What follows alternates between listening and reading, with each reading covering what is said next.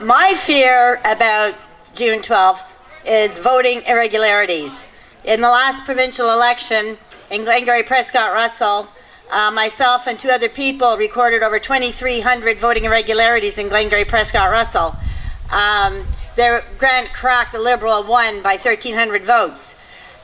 We took these 2,300 voting irregularity selections to Ontario, and they sloughed it off and said that fell within the range of normalcy. I don't know what happens to advanced polling votes. Who looks after them? You always hear leading up to the election day, oh, we've had the biggest turnout ever at the advanced polls, we had the biggest turnout ever. And then on election day, it's the worst turnout ever. So are our advanced polls getting counted? Are they getting included? Who looks after them?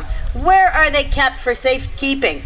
And then on election day itself, who watches while the ballot boxes are sealed? Who watches when they're counted? Because I know in 2006, when I was involved in the federal campaign, that I had my polling clerks coming back to me and saying that it took them till 11 o'clock to match up the number of ballots handed out with those that were received, because they couldn't get them accurate. And the returning officer would walk around and feel herself, and she'd come back, oh, I found another one. And this kept up till 11 o'clock at night. The polls closed at 9, but by 11 o'clock, they finally were able to match the ballots handed out with those returned, because SRO kept on discovering votes in her being.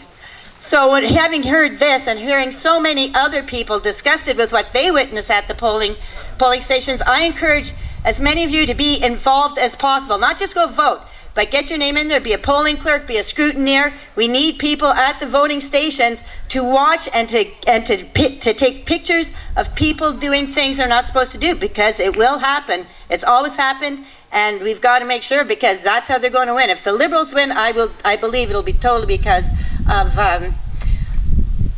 irregularities, voting irregularities. And go Conservatives, go.